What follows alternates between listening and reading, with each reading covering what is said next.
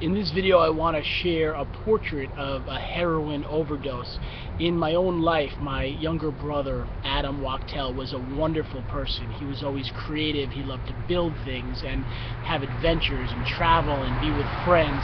Sadly, as he got a little bit older, he was very insecure and he was feeling different than a lot of the other kids in high school. He was a lot shorter. He went through a growth spurt much later in life, and due to that he started to drink alcohol and smoke marijuana. He thought if he was drunk or high he could fit in and be social, and this turned into him becoming a heavy partier. He went to lots of clubs and raves and loved being drunk and smoking pot, and it became such a huge part of his life. He ended up starting to use Molly, which is another drug that is often used at raves and parties and clubs, and he loved it. He loved being high, and he loved, being like that. My other sister would go out with him sometimes and was embarrassed because he'd be on Molly and he'd be out of it, and her friends would know that he had an addiction issue. He had several problems with the law. There was a crazy story where he once got into all the newspapers because he put on things on his car to pretend like he was a policeman, and he pulled over these two girls as a joke, trying to be friendly and flirt with them, and they called the police and he was arrested because obviously it's a huge deal to impersonate a police officer.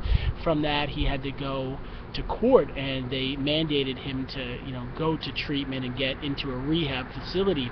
He went once or twice to different rehabs and would come out after 30 or 60 days, but he never really wanted to go with the program. He wasn't willing to go to Alcoholics Anonymous or Narcotics Anonymous meetings and try to find friends that were sober. He went back with the same friends and the same people he knew, and they would get drunk and high together, and they wouldn't make it a big deal if he was stoned. They got stoned themselves, so no big deal for them. And the problem just got worse and worse, and he stopped talking to his family about what he was facing.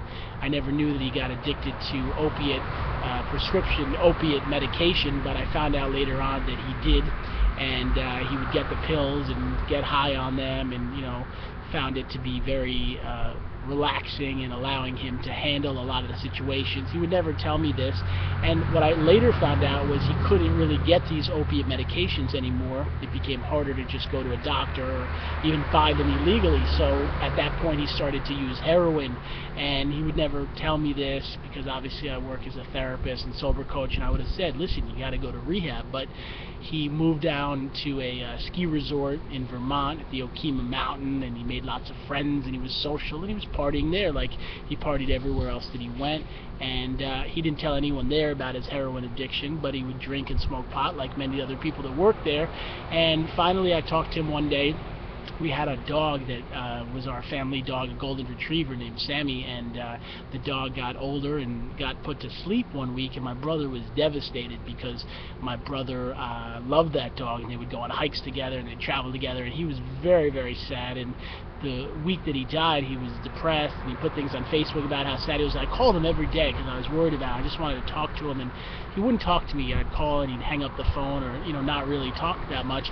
And finally on a Saturday, he answered the phone on the first ring when I called him, and we talked for over an hour and a half. We talked about everything in our life, from our childhood to some of the trips we went on, to the adventures, to being goofy and silly. And he was planning to move to Florida where the rest of my family lives, and he was joking how he was going to retire on the beach with a beer in his hand. And I did say to him all the time that he should stop drinking and using drugs, but he wouldn't listen. He didn't want to really be sober. So we talked and laughed and had a great time, and I always told him, no matter what he was facing, I just told him, I love you so much, and I'm so proud of you. You're a great brother, and I love you unconditionally no matter what you are doing in your life.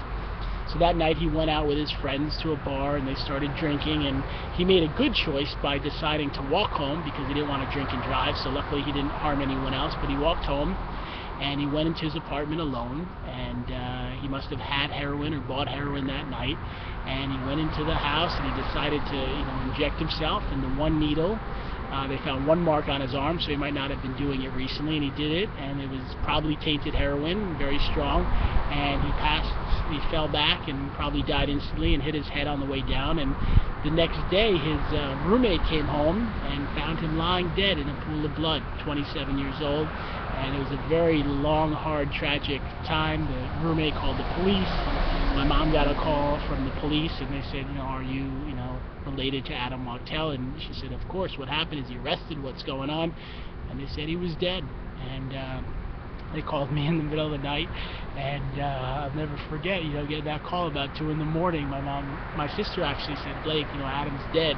And that was a call I never wanted to get because, I always hoped that he would get sober, and I hoped that he would, fix his life, because he was a good person underneath all of it. He was always kind to everybody and always, gave love, and he was just a warm-hearted person.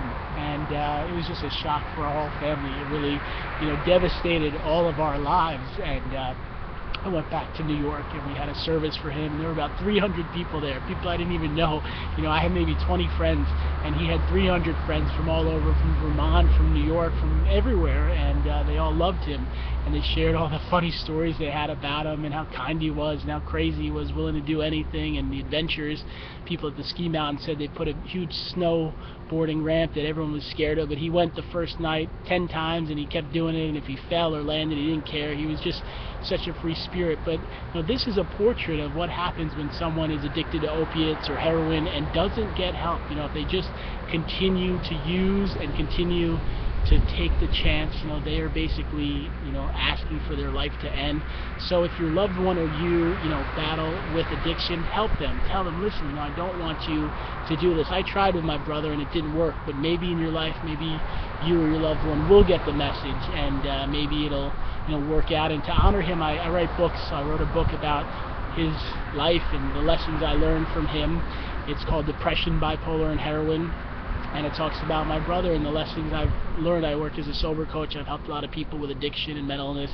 I'm a social worker, and we run a website called bipolaronline.com. We do sober coaching. You can find the website bipolaronline.com and learn about the book I wrote. And just know that there is hope, because I've worked with a lot of people with addiction, and sometimes they do get clean. Sometimes they rebuild their life, and I wish with all my heart, that my brother, would have gotten sober and would have, gotten his life back on track, and maybe found a way to live without drugs and alcohol. But that wasn't his path, and that wasn't where he was meant to be. But I'm proud that his death is maybe going to inspire some other people. And on the cover of the book is a big picture I took of him. He came to visit me in California, and there's a picture of him in the mountains with his arms out, and that's the last picture I ever took of him. And I hope it reaches some people, because it's sad when somebody you love dies. And it's been a few months, and I'm still crying a little bit about it, because you can't replace him. I had one brother, and he's gone, and he'll always be gone. But I hope this reaches you and touches you. And it doesn't matter if you or a loved one have an addiction or not, or even if you want to help people, become a social worker or a life coach or an addiction counselor. Go help. We need as much help as we can to get people sober, because these days many people are addicted to different things. A lot of times we look at it like it's not a big deal. Oh, he just drinks every night, or oh, he just smokes pot. I really think it is a big deal, and sometimes that little addiction leads into the harder, more serious stuff. So I want to thank you for let me sharing my story, and thanks for listening. And check out my website, bipolaronline.com. You might really enjoy the book. I feel there's a lot of lessons in there, and it was healing for me, to share what I went through and the loss, and maybe to touch someone else. So thanks for watching this. I hope you have a great day.